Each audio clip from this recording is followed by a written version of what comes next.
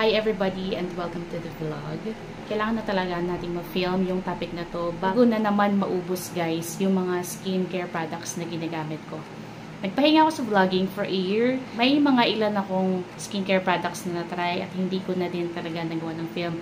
Sinubukan ko pa silang i-save. Hindi ko itinapon yung mga lalagyan nila pero nag-declutter kasi kami ng bahay. Unfortunately, wala na sila. For the meantime, kung ano yung current na nandito, na ginagamit ko guys, ito yung share ko sa inyo.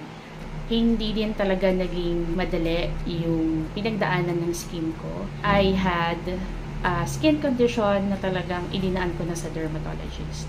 Dahil hindi na kinakaya nung mga nabibili ko over the counter ng mga skincare guys, yung skin condition ko, never siyang gumaling. The help of the derma, with the help of those creams na nireseta nila sa akin. Fortunately, nakatulong yung mga creams na yon para maibsan yung itchiness, yung flaky na parang kaliskis na nagbabalat sa skin ko na makate at may pamumula. During that year na nag-stop or nagpahinga ako sa vlogging, ang ginamit ko lang na skincare is that alone, yung mga nireseta lang talaga sa akin. Pati yung mga oral supplements guys na nireseta sa akin, yun lang din yung tinitake ko. I was not religiously doing it, but somehow, yun at yun yung ginamit ko. Meron lang talaga akong mga skip days. Kasi may mga moments na talagang ayoko maglagay na anything, ayoko uminom ng anything. The day came in na parang wala nang changes na nangyayari sa skin ko. Pag humarap ako sa salamin, yun at yun yung nakikita ko na walang glow. Yung textured skin ko is nandun pa din, kitang-kita ko. Or pwede ko din masabi na maybe that year was the transition time ng skin ko. Kasi hindi na ako youth. Hindi na ako part ng youth, guys. My skin is aging.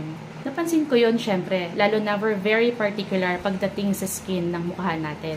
I did not use anything at first. Hindi ako agad-agad bumili ng anything na pwede kong gamitin other than the creams that I've been using.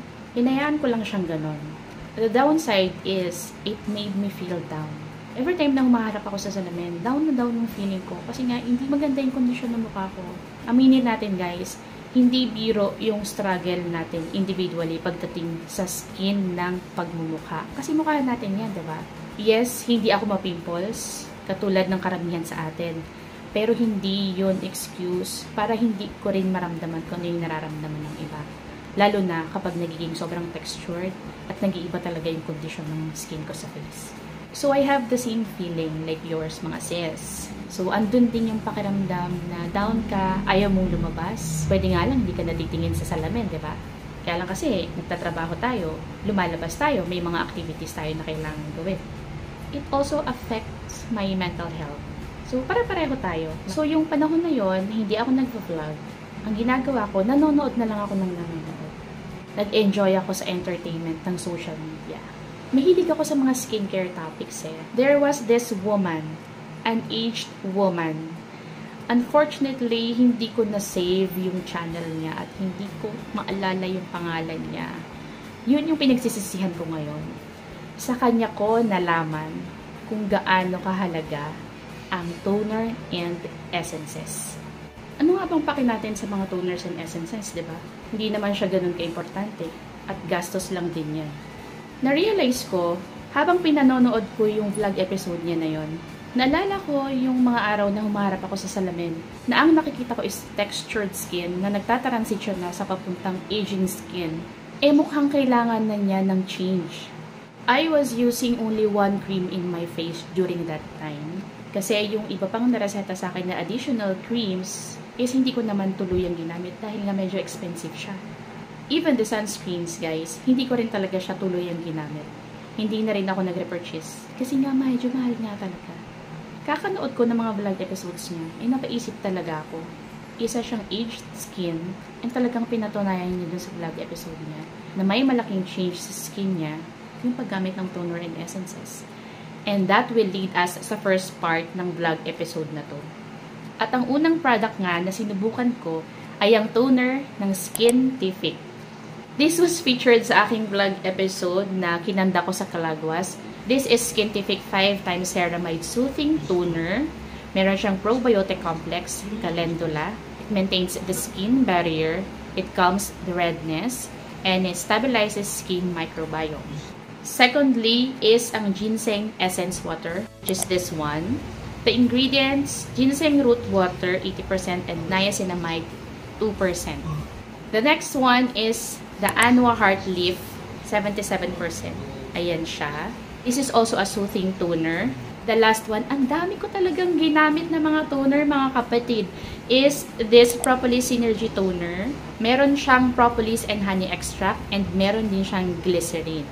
Obviously guys, puro maliliit lang yung mga bottles na to na talagang una kong sinubukan.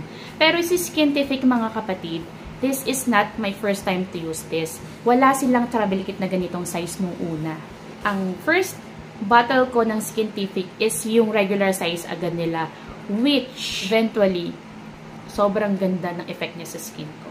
Kung meron kang dry skin, I'm telling you, this is the perfect toner for you, kapatid. So, nung nagkandak ako ng research, kahit basahin ko sa inyo yung mga ingredients nila, which is masyadong matechnical, iisa lang naman talaga ang tinutumbok nito. Yung mga ingredients ng mga to, halos lahat is merong aqua, which is actually very nice para sa merong dry skin. Since yung Skintific Ceramide, yung unang-unang toner na ginamit ko, it gave me the idea kung ano talaga yung problem ng skin ko simulat sa pool. Lalo na nung nasubukan ko yung another 3 toners dito, doon ko talaga na-conclude na skin barrier ko yung may problema. Ang skin barrier ko mga kapatid is damaged, I think. That is my own observation. Ang common denominator na target ng mga ingredients ng 4 na toners na to, well, essence yung isa, is to protect your skin barrier, is to help your skin to lock in the moisture, is to provide your skin the additional hydration, and to help your skin fight the redness and yung mga inflammations na nangyayari guys sa balat natin. In short, yung skin barrier talaga natin guys, yung pinoproteksyonan niya. In other term, kapag naproteksyonan na niya ang skin barrier mo, malilesen yung redness and yung parang allergic reaction na may experience ng skin mo with the other products. Hindi ko nga alam yung mga yun at first eh. Basta nabasa ko, ganito siya, pang hydration siya, nagpo-protect sa skin barrier. Binili ko na kaagad. Later on ko na lang talaga na-realize nung ginagamit ko na siya at nung nakikita ko na yung mga epekto nila sa skin ko. That conclude me na skin barrier ko nga talaga yung issue.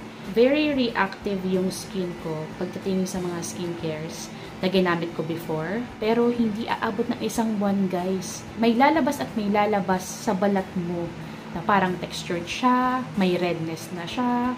Basta may mga ganong lumalabas sa balat ko kapag inaabot ako ng 1 buwan sa isang particular product. Sobrang naging thankful ako kasi merong mga ganitong sizes na talagang masusubukan muna siya bago ka bumili ng regular sizes nila. Talagang nagbasa muna ako bago ako magdesisyon na bilhin sila dahil hindi rin talaga biro yung presyo ng bawat isa dito. Hindi ko rin sila nabili ng sabay-sabay. Isa-isa ko silang binili. Pero ngayon na talagang tried and tested ko na ang mga ito, lahat sila sobrang beneficial sa skin needs ko. They have different textures. So, si Skintific and si Anua, halos similar na watery, na perfect kapag sasaba ka sa initan dahil hindi sila ganun ka-sticky. Parang tubig lang. The common denominator, aqua. And ito namang nag-iisang essence dye. Kaya ako naman talaga sinubukan kasi nabasa ko nga na maganda daw ang ginseng sa aging skin. Well, hindi naman din ako nagsisi nung binili ko siya. Ganon ko din siya kadalas gamitin. This also has a texture na parang watery din. Ngayon kung sasaba ka sa labas, pwedeng-pwede din talaga siya. And last but not least, is itong Propolis Synergy Toner. Ito yung may texture na pinaka-paborito ko. Not too sticky and not too drying. Hindi siya parang water. Medyo may oil siya. Maybe it's because of the honey ingredient. But, ang ganda ng hydration ng skin ko dito, dahil lalo na sa gabi, favorite ko siyang gamitin sa gabi. Kapag ito yung ginagamit ko overnight, pagising ko sa umaga, my face looks very well. Medyo mahaba lang talaga yung na-discuss ko tungkol sa mga toners guys, kasi Ngayon ko lang na-realize na ganun pala kaganda yung epekto niya sa skin. Lalo na kapag nahanap mo yung perfect toners para sa skin type mo. Hindi ko na talaga malilet go yung part na to ng skincare routine ko. Ever. Moving on, the next step is serum. Well, never akong gumamit ng ganun. Kasi ano nga naman pakialam ko sa serum? Dagdag gastos lang yun. Parang katulad lang din naman sila ng toner and essences. Or parang katulad lang din sila ng moisturizer. Napapanood ko sila online. Sabi ko, parang oil or something lang yan na parang dagdag moisture sa skin. Meron naman ako moisturizer. Enough na yon. Yan ang mga sinasabi ko before. Ang kaso, nabudol pa din ako ng H-Woman. Ang ganda kasi ng explanation niya kung gaano kahalaga ang serum. Ang pinakaunang serum na sinubukan ko ay ang Glow Serum ng Beauty of Joseon. Ang pinili kong variant ay yung Glow Serum. And meron siyang propolis and niacinamide. So, syempre, nung nakita ko yung propolis and niacinamide, alam ko na kung ano yung target nun. Kaya, syempre, nagpabudol na naman ako. Dahil sa ganda ng consistency ng serum na to, syempre, hindi lang ako nakaisa. Ang daming beses kong nag-check out nito, mga kapatid. At talagang sayang-saya guys, ang balat ko dito ha. So, syempre, dahil meron akong aging skin, dinagdagan ko yan. Beauty of Joseon din ito. And the variant is actually the Revive Serum. Ginseng and Snail Mucin.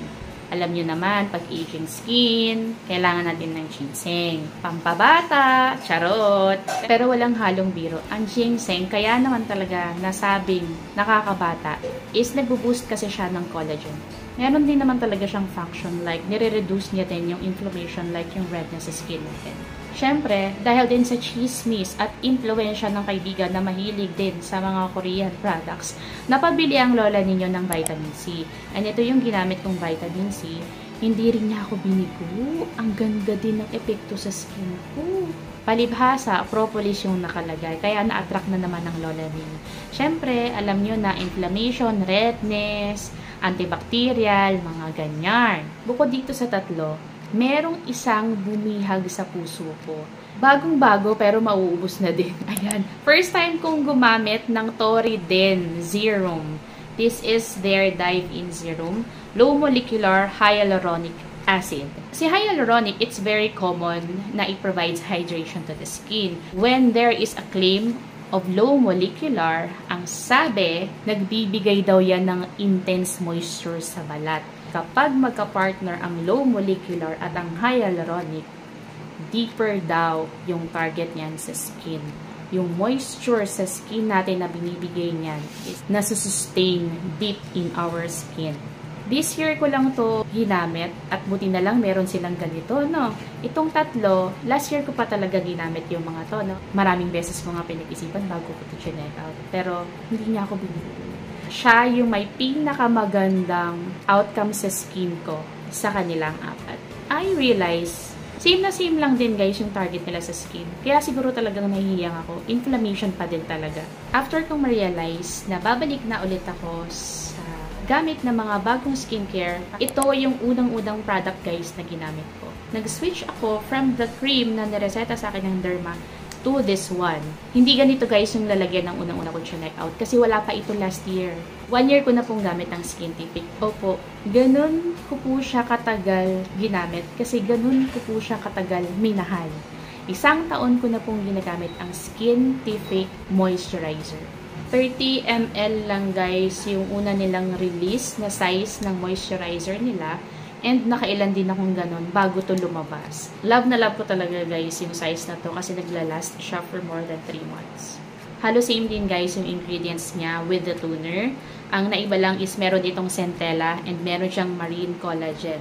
But this one also has the 5 times ceramide and ang claim is barrier moisture gel, which is actually very much love ng skin ko dahil nga anti-inflammatory guys yung target din ng moisturizer na to.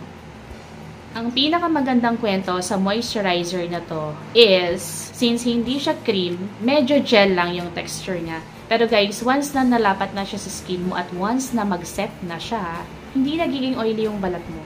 Ganun siya ka-nice. Alam niyo, walang halong pagpapanggap.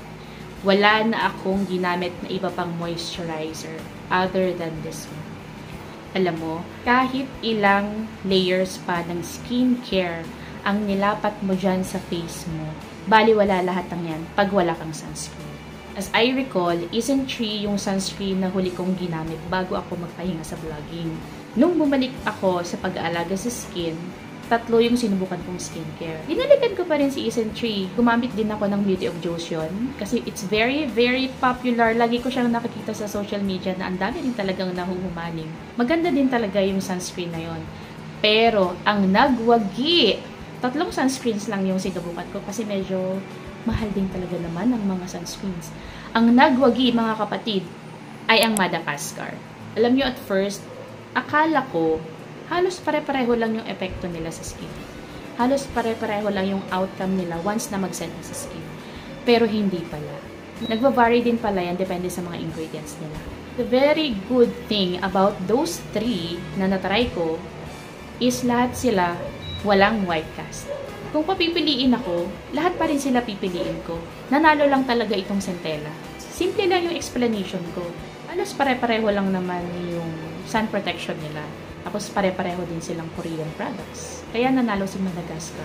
Siya kasi yung may pinakamagandang result once na nalapatan ko na ng makeup yung skin ko. Naiiba din naman kasi yung ingredient ng sunscreen na to eh. Centella. Protector pa din ng skin barrier. Hindi rin naman talaga naging biro yung chance na tinake ko sa pag-discover ng mga products na to. Hindi rin naman kasi sila yung talagang affordable para sa mga talagang nagtitipid. Hindi ko rin naman talaga sila nabili agad-agad. Ay, nakalaan talaga akong something para lang mabili ko and ma-maintain ko, guys, yung mga produktong yan na ginagamit ko sa mukha. Hindi mo kailangan ng expensive skincare para lang mapaganda at ma-maintain yung beauty mo. Every skin and every beauty is unique. Kailangan mo lang talagang mahanap yung perfect skincare, yung perfect product na mag-fit sa need ng skin mo.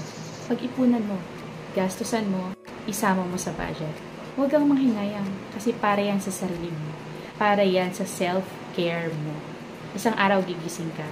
Kapag nandiyan na yung resulta ng mga skincare na yan, na in-invest mo sa sarili mo, gigising ka na lang pagharap mo sa salamin.